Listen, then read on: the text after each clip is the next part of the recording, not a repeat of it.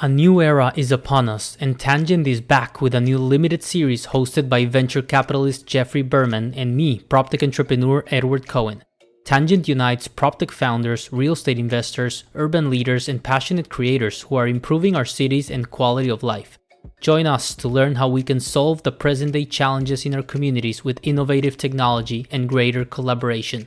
We'll examine diverse issues through interviews and conversations where going off on a tangent is encouraged, hoping to help you become a more nuanced thinker and find comfort in data.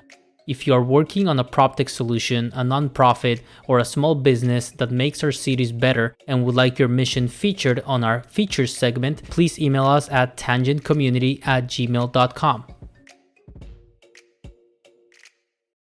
Hi, welcome to Tangent. I'm Edward Cohen. Today I'm joined by Jeffrey Berman. I'm pausing for dramatic effect. How's it going, Edward? Good to have you, Jeff. Today we have the fortune to host Jenna Louie, Chief Innovation and Strategy Officer at Ivory Innovations. Hi, Jenna. Where does this podcast find you? Hi, Edward. Hi, Jeff. I am in San Francisco, California. You look like you should already be in East Coast time. You look way too awake for 7:10, 7:11. I've been on 3 different world time zones over the last week. So I was in Southeast Asia for a personal trip, and then I came back to San Francisco, and then I went over to Sweden for a offsite construction HUD delegation visit, which was really interesting. Can talk about it more, but all of those places are about 8 hours apart in time zone. And so, I just exist outside of time at the moment. So who knows what time my body thinks it is. For the first time in a very long time, I wish I was sitting down so I could take a rest. That sounds exhausting. It was a lot, but it was a lot of fun. I'm excited to be San Francisco based for a few weeks though, before the next trip. I mean, that sounds to me like a good reason for an early tangent. I mean, Jenna, what's your secret? How do you pull through? What's your motivation to keep going across time zones, fighting jet lag, fighting poor airline service? Oh, that's so funny. I mean, there are two things, right? So the purpose of the trips, one was a delayed honeymoon, and so highly motivated for that. And the other was a really interesting trip to Sweden where we were touring a whole bunch of offsite factories, learning from the Swedish delegation about how they've really advanced their industry. I think the smaller secret though is that I have a really good eye mask, and so I'm pretty able to sleep on planes and try to get onto the right time zone while I'm actually on the plane itself. Amazing. Low-tech eye mask. Jenna, let's talk about housing innovation, and would love to learn a bit more if our listeners aren't familiar with Ivory Innovations. You guys are putting housing tech solutions into practice. How are you doing it? Why are you doing it? Tell us. Sure. So I'll give a brief background on Ivory Innovations. We're a nonprofit based in Salt Lake, Utah, focused on catalyzing innovation and housing affordability.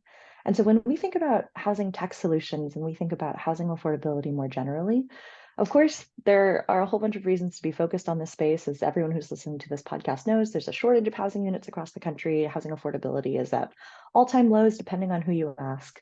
And one of the things that we are really interested in is finding ways to take the most innovative, most promising solutions that exist out in the market, whether they be nonprofit solutions, for-profit solutions, big organizations, small organizations, finding ways to identify those entrepreneurs and those organizations and supporting them. We think of ourselves as a do tank, so not so much a think tank. We know that there are a ton of researchers in this space.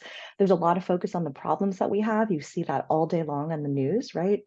Housing affordability, all-time lows, another headline.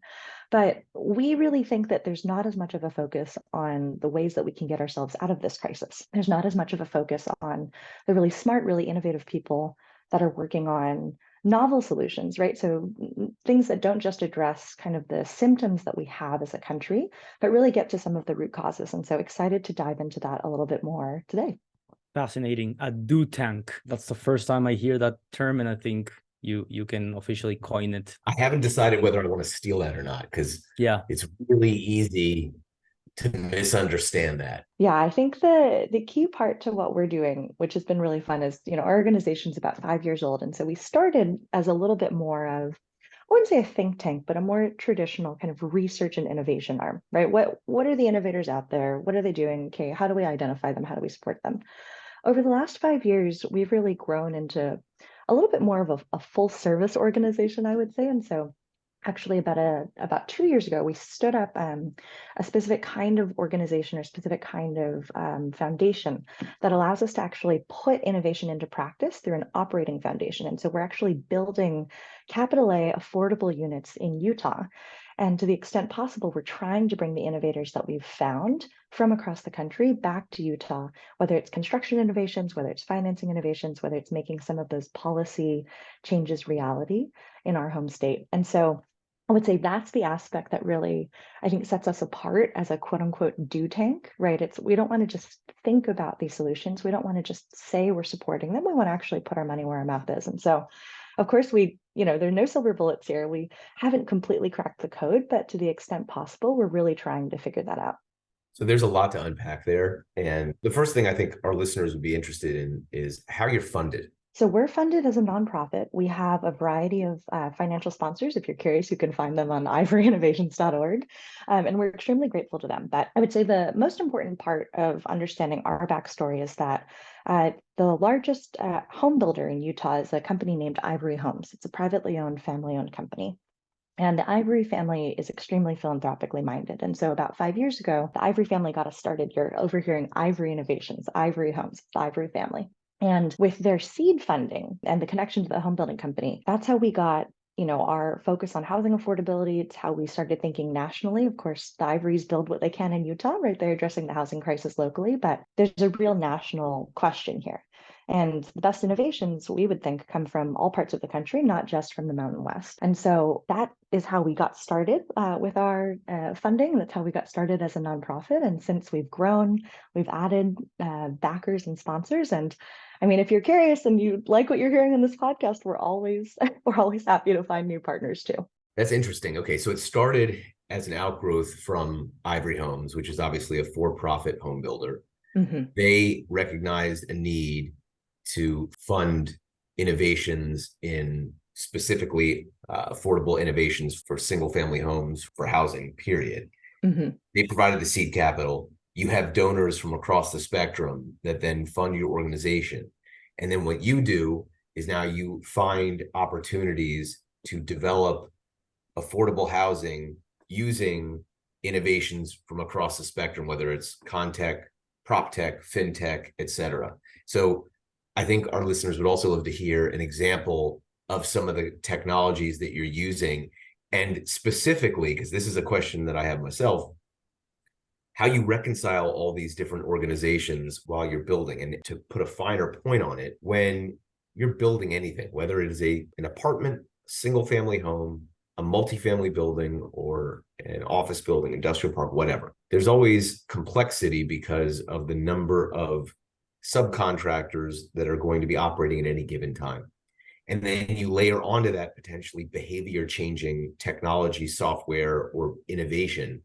And you have a lot of disruption that is, and not great disruption, that could potentially rear its head. So can you talk through that and talk through how you manage that and talk through, so I know I just gave you a lot, so go. Perfect. Yeah, I think one quick thing that I'll say is that Ivory is more than just building affordable units. And so we have 4 different program areas, and I won't cover them deeply, but one of them is Ivory Prize, which I'm sure we'll get into. One of them is Hack a House, which is a student-focused initiative. One of them is to host events, right? So you bring all the right people together, I think cross-sector collaboration, et cetera. And then this last piece, right, which really builds on the other 3 and the knowledge we've gained, is to put some of these innovations into practice in those affordable units that we build. I didn't want to cut ourselves short on Ivory's programming. More broadly, the question that you had, Jeff, right, of, well, how do you think about actually putting some of these solutions into practice, right? There, the path to innovation is littered with the graveyard of startups that have tried to change construction and have had a really hard time doing it. And so one of the ways that we look at this, right, you can't ignore the affordability focus of our organization. So when we really think about, well, what are we going to use in our projects?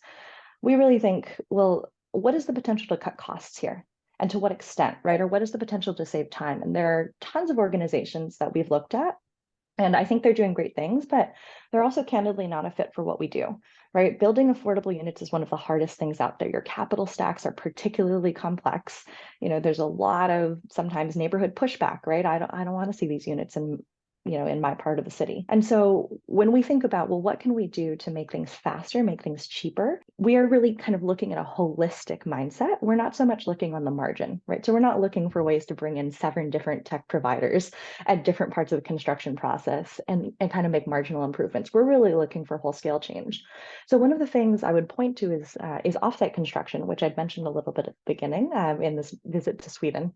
What can we do to think about actually building differently, right? And so can you build more of these components, possibly even the full unit in an offsite factory, and then bring that to your job site? That's something that we're looking at for one of our upcoming projects. There are other methods, even something as simple as permitting. One of our winners this year for the Ivory Prize is a group called PermitFlow. And their whole idea is that permits are an essential and inescapable part of this process, right? Of the building process. As much as you would like to, you likely cannot build, nor should you build, something without getting municipal supervision and saying, yep, this looks safe, this looks right. And so for something as standardized as that, we think that's an opportunity for us to better think about how can we cut timelines without introducing a ton of different vendors and a ton of different complexity for our subs, right? Okay, we have a permitting team. How can we equip them with software that's going to help them do their jobs better, faster, more reliably?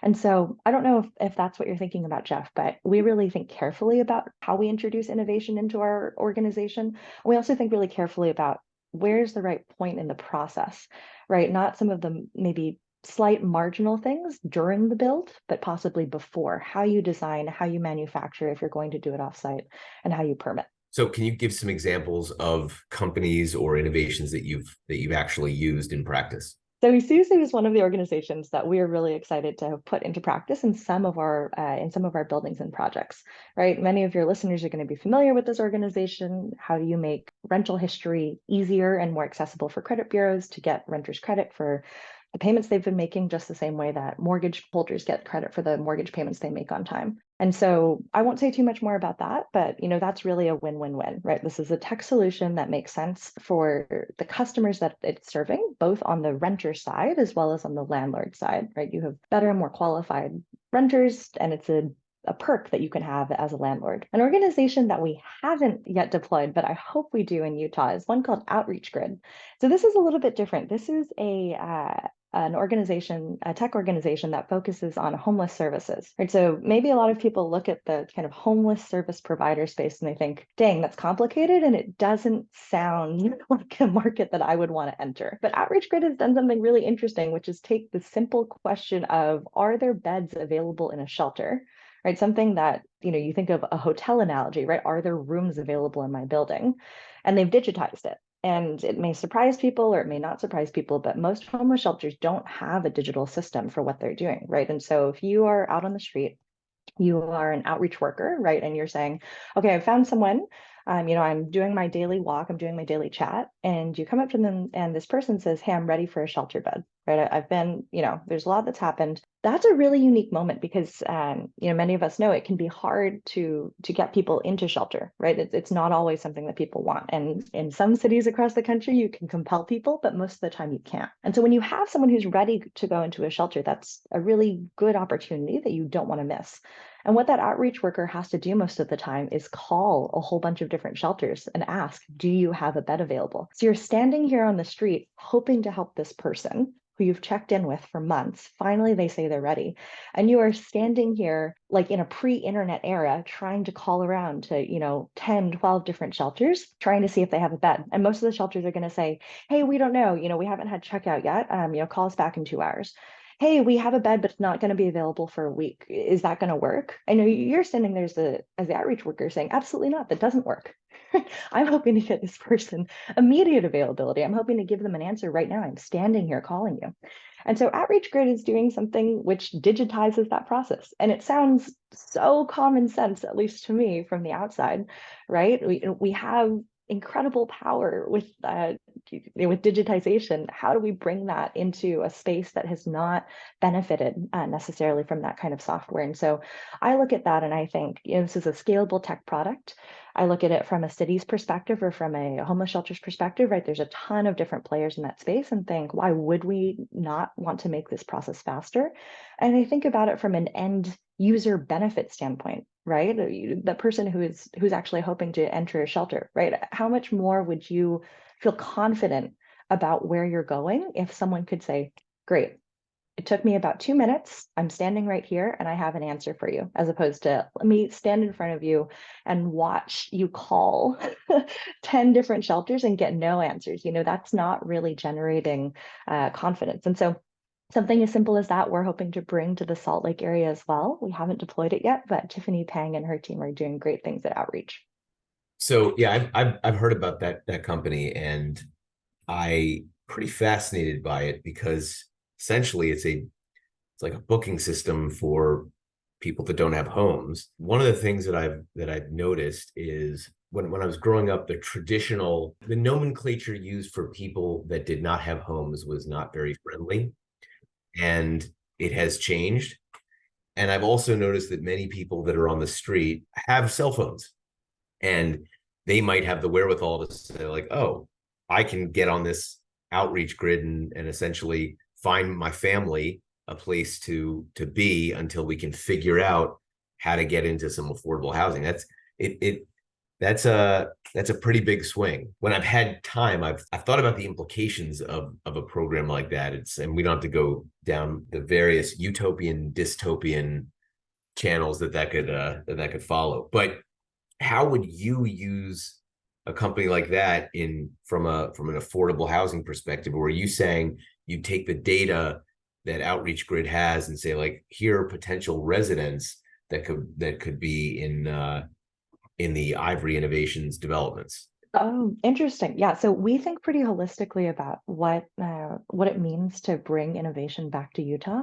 And so when I think about Outreach Grid, it's something as simple as we need to deploy this in our cities, right? We need to deploy this in Utah because it is in so many ways a no-brainer.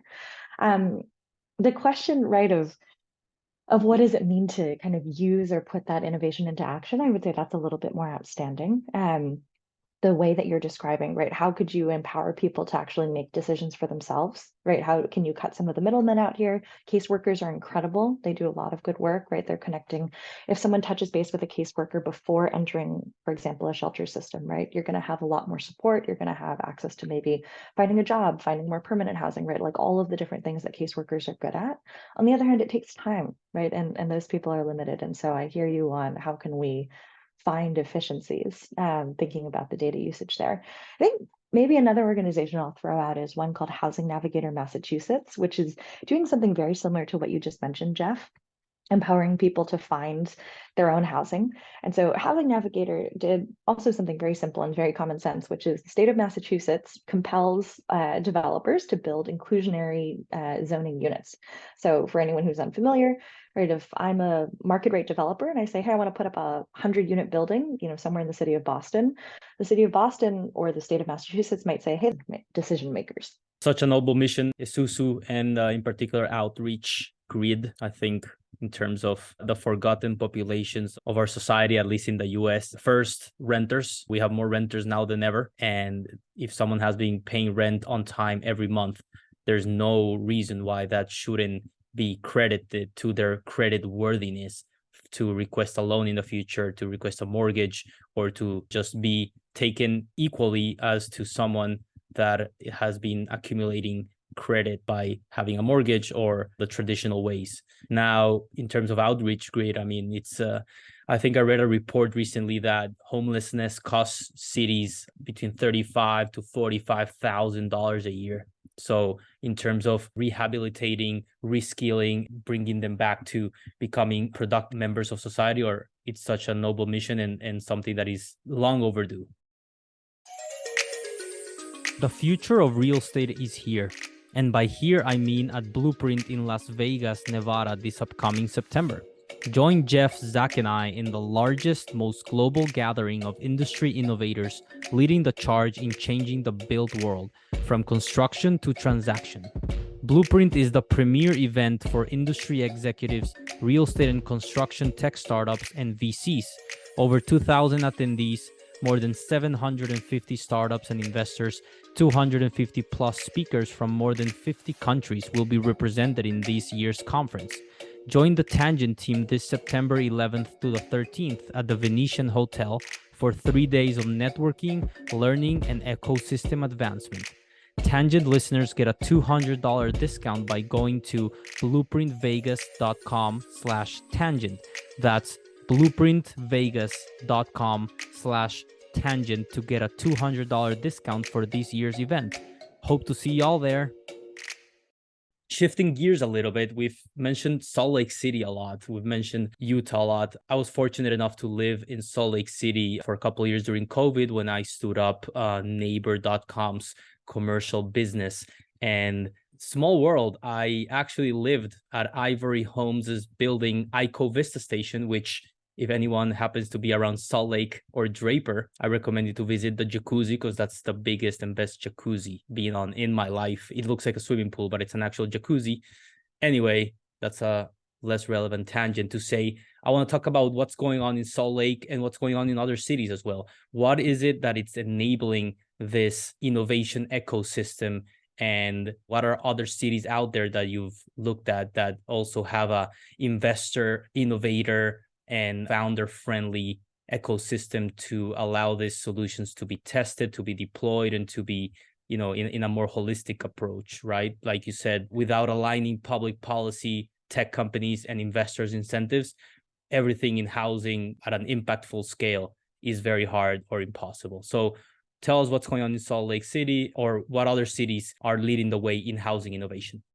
Sure, that's a big question to make some, proclamations about other cities around the country. But in Salt Lake, at the very least, I can say that, Utah has enjoyed immense amounts of prosperity over the last, 20 years, right? We think about growing demographics. There are a lot of people moving there. There are a lot of people coming of age there. Housing for a long time was relatively more affordable, although that has changed a little bit more recently. And more generally, I think there's a really tight partnership between civic organizations, right, nonprofits and kind of the public sector and the private sector.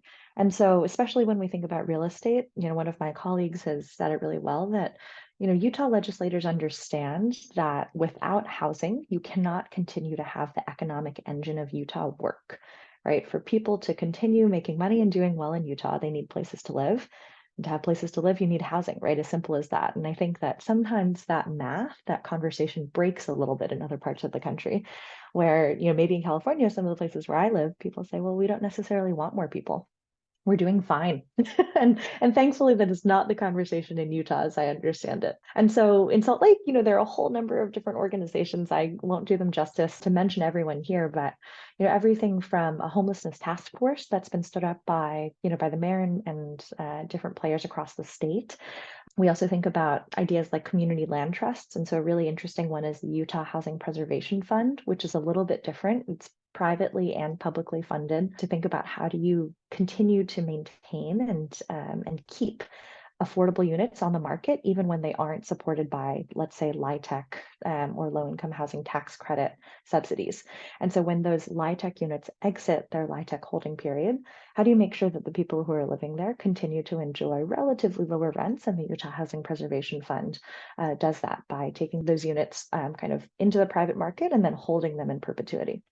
And so, there are a number of different things that are going really well in Utah. There are also a number of questions that we still have to figure out. For example, how do we bring outreach grid into our ecosystem? When I think about other cities across the country, one that I really want to call out is the city of Minneapolis and the city of St. Paul for some of the work they're doing. I think many of us are probably familiar with, some of the events of 2020 and around George Floyd's murder and a lot of the racial reckoning that got kicked off across the country, much overdue. But Minneapolis has really been ahead of the curve on housing for a long time.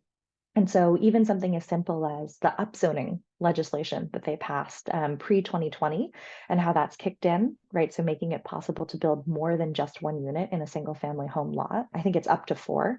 So something like that, right, which is a policy change, has a whole carry-on effect when we look at then the kinds of companies that can be started and the kinds of collaborations that continue. And so thinking about innovators who are taking the opportunity of, okay, well, if you can build more than one unit, in this given plot of land, what does that look like? How do I take advantage of that opportunity? We've seen both nonprofits and for-profits work on that.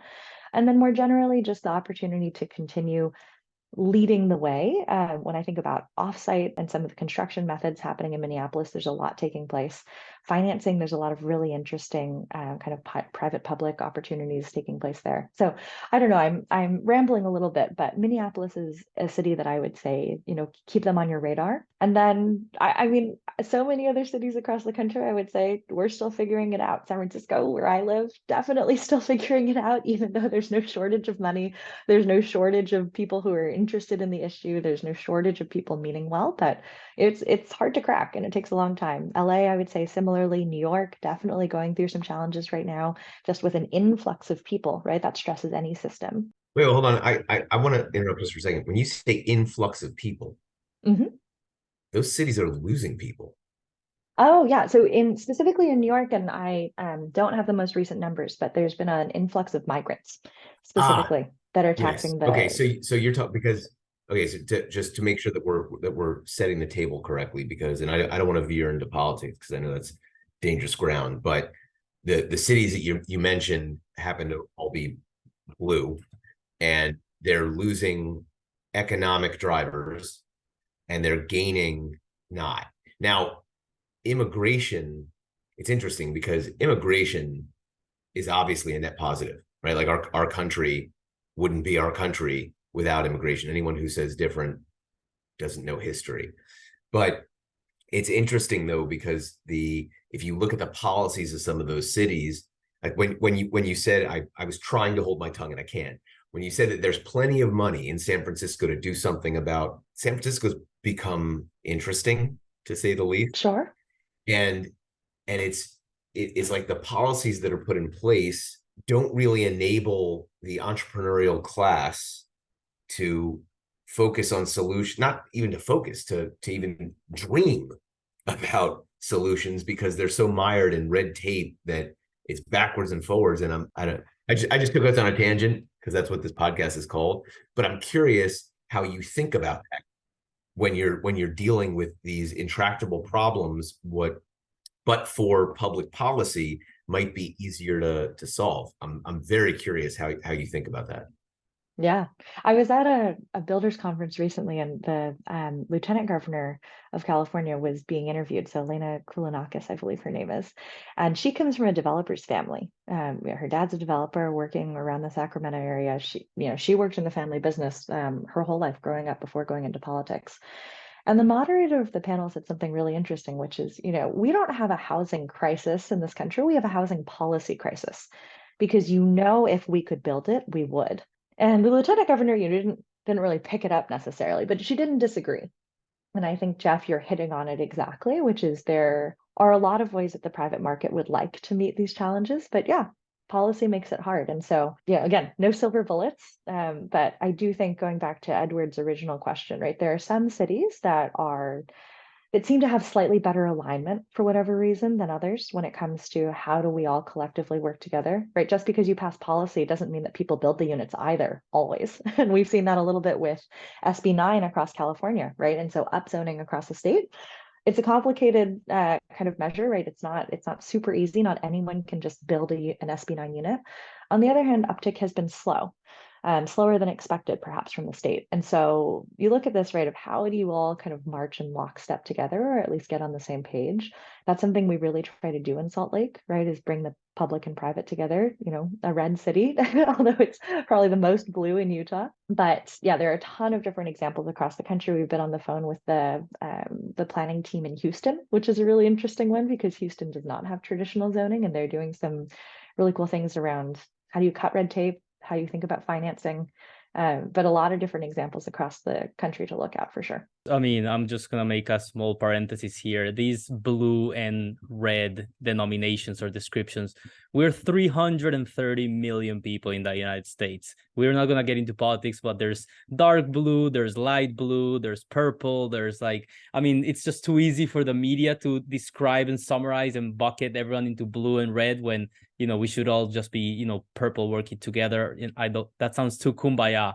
No, so you're not wrong about the population, but you are incorrect about the leaders, because look what happens. And part of this is a media problem, but the loudest voices on both sides, the crazy on the right, the crazy on the left, when you think of either spectrum, either side of the spectrum, sorry, that's what you think of, because those are the people, and then those voices, the loudest ones, are rising, and then policy ends up getting informed by ridiculousness rather than common sense purple, as you so eloquently put it. I think that's exactly the right way to think.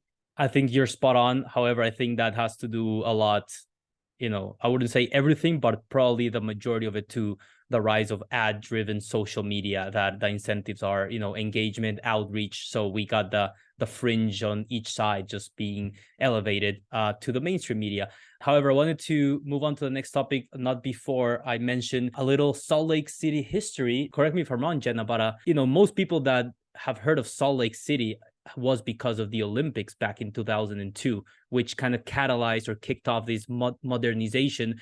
That paired with Adobe's headquarters being located there, Adobe, the creator of Photoshop. So I'm just thinking, we have the soccer World Cup, the men's soccer World Cup coming in 2026, out of which we have 16 cities hosting in North America. And I'm actually bullish on a couple of them. First, Monterrey in Mexico, which, I think is really gaining from the reshoring or nearshoring away from China's manufacturing dependency, the US depending on China for all their manufacturing needs. And, Tesla opened a factory in Monterrey, and they have absolutely great talent coming out of the Tecnológico de Monterrey. And it's next to the US, so I think Monterrey will become of age, if it already hasn't, for the World Cup, maybe, even though it's a pretty big city in Mexico already. I'm also looking at Kansas City. Who knows? That's my outlier there, that maybe it's going to use this opportunity and this attention and this investment to really catapult itself into an innovation hub. Let's talk a bit about academia, the role of academia in your life, and also how can academia influence housing innovation. You from Punahou School in Hawaii to Harvard undergrad to Stanford MBA. Jenna, how can academia help improve housing affordability and city life? Wow. That's a big question, but I think the role of researchers is really essential, right? As much as I talked about us being a do tank at Ivory, we couldn't do what we do without some of the great research that universities, think tanks are putting out. You want to start with data before you go about trying to change things. You want to be grounded in reality.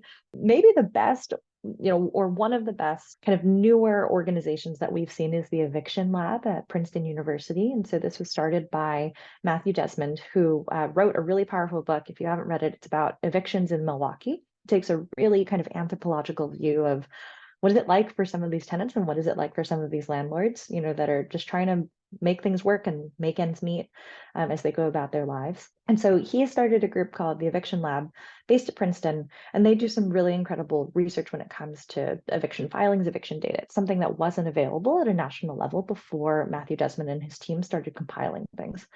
So back to the original question, right? What can academia do?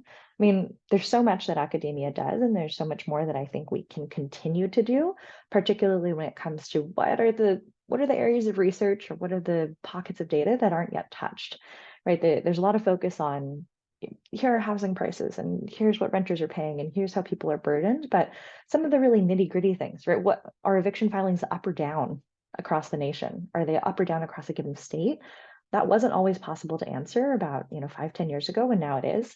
And so how can we find more ways to look for pockets of data like that really do have an incredibly powerful policy and kind of entrepreneurship implications, and continue to work with academics to bring that online?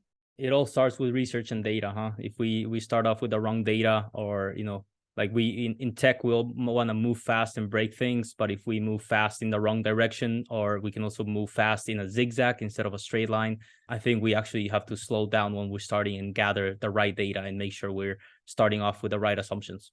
Homeownership as a goal, Jenna. What's wrong with renting forever? Should homeownership still be the main goal that we're trying to achieve when we're thinking about housing innovation, housing solutions, and providing housing? Just thinking about the work arrangements now in terms of hybrid or remote work, thinking about the cost of housing near the main work hubs, that it's just not attainable, thinking about where housing is located and making people drive and commute, to the job, meaning you need a car to even consider having a job in many places. Should homeownership still be the goal? Is homeownership an attainable goal for most, or can we find other investments while people rent so they can build wealth? What's your take? The last piece of where you're going, right? Can we find other opportunities for people to build wealth? I think that's the crux of why we talk about homeownership, right?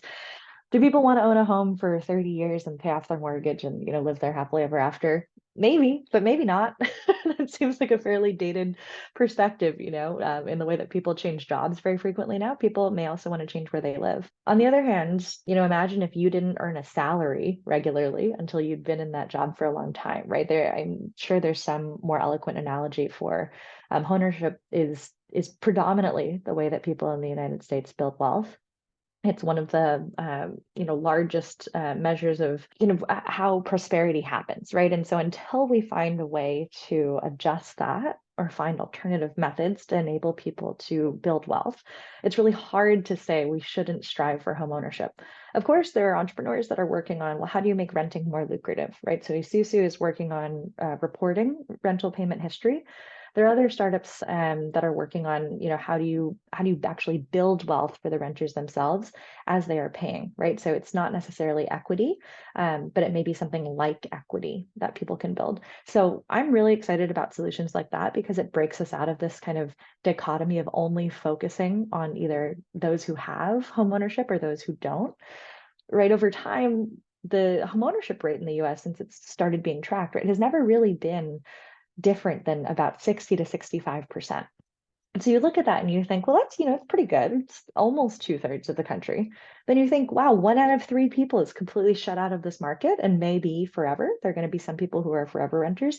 And that really sucks, right? How are we leaving people, some of the most vulnerable people in the country, some people who work really hard, who are doing everything right, just like the people who use Esusu, but are getting no benefit. And so I think some of the trends you're mentioning, Edward, right, are really important. They're really interesting. They're also, remote work, et cetera, can be pretty limited to the upper class. And so when I think about what does homeownership mean, right, it's how do we think kind of holistically of, well, what do our cities look like? Right? Can we build enough housing that people have options, whether they want to rent or own? And then more broadly, how can we think of different wealth generation strategies that don't rely on just a piece of assets, an asset that you own appreciating over time, over 30 years? Yeah, there's a company called Acre Homes that, are you familiar with them? Yeah, a little bit. Yeah, so they're doing something, and right now they're focused on the higher end, but there's no reason why their program couldn't run the gamut from high end to low end. And it's essentially a financing mechanism that opens homeownership or something simulating homeownership for the rest of Americans who don't have access like you say. But I do want to mention one thing because I'm a venture capitalist. Zach, our frequent participant, is also a venture capitalist, and there is a difference between companies that are doing well and companies that have a potential to make a venture return. Some of the companies that you've mentioned, I think, are going to find it very difficult to actually return investors' money. And so the challenge is, at its core, from my perspective, is a market challenge. Because if you say, like what you're doing right now, if I'm correct and if I'm remembering correctly, because I've got addled dad brain, you're not for profit, correct? That's right. So you're not focused on the return or generation of profit. You just have to make sure that your organization has enough funding to remain viable. But a company that takes money from venture capitalists with the hope of generating a return not only needs to remain viable, but they need to become profitable. And a number of these companies that are engaged in this area of the market are finding it increasingly difficult, especially given the changes in the funding environment that we find ourselves in, to be able to do just that. And so the problem is compounded by the fact that either this is going to be something that has a social justice utilitarian bent and funding source, or the companies that have raised money from venture capitalists are going to have to figure out how they're actually taking the strategy of doing well by doing good and actually making money. And I think that's going to be a challenge, but this is all important work.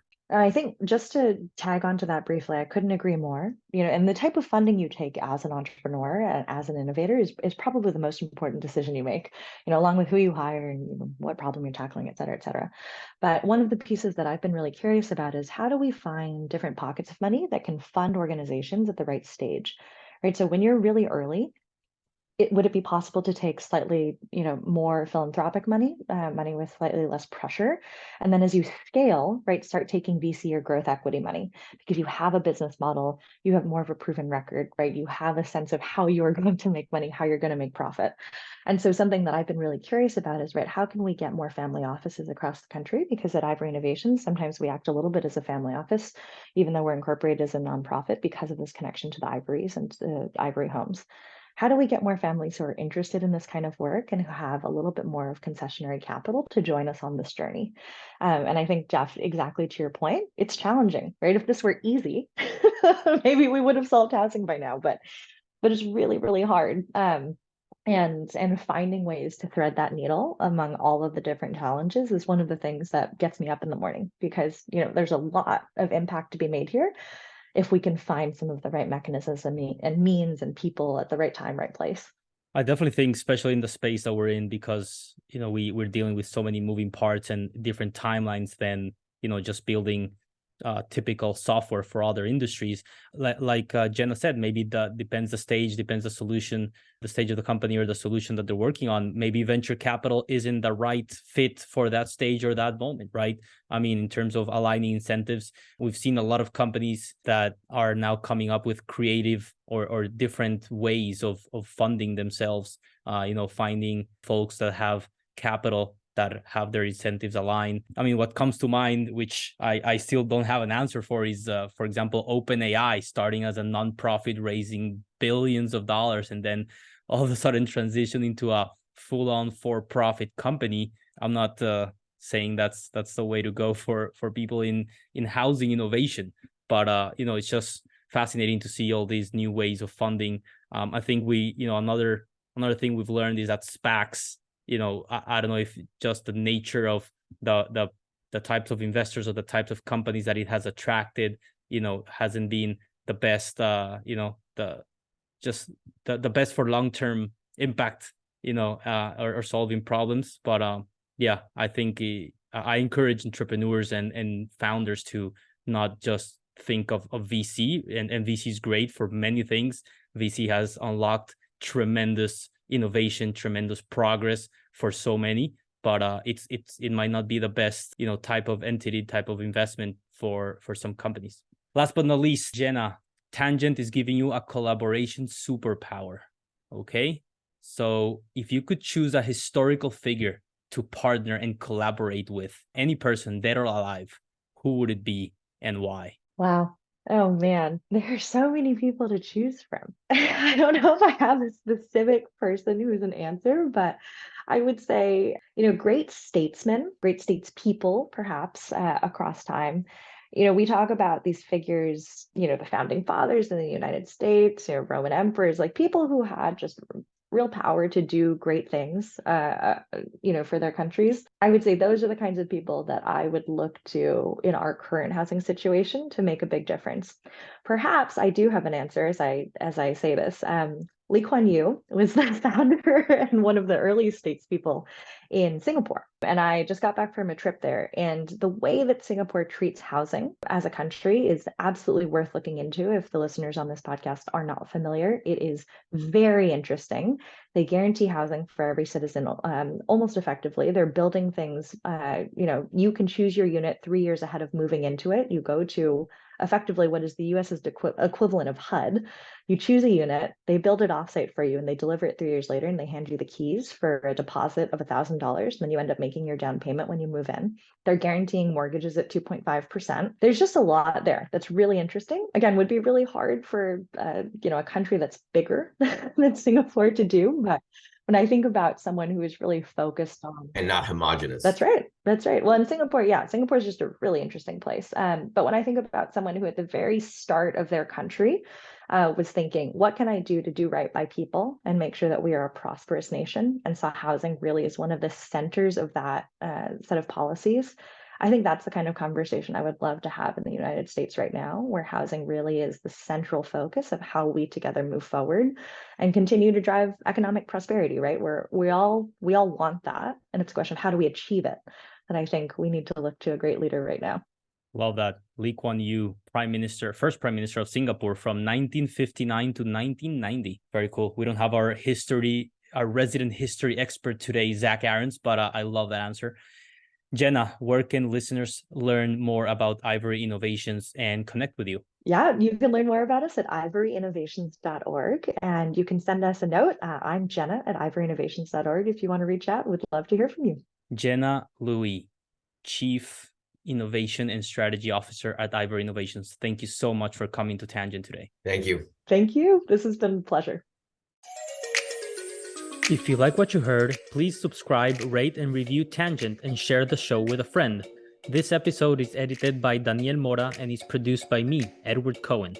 Thanks for listening to Tangent, and remember, collaboration is our superpower. So stay curious and always be learning.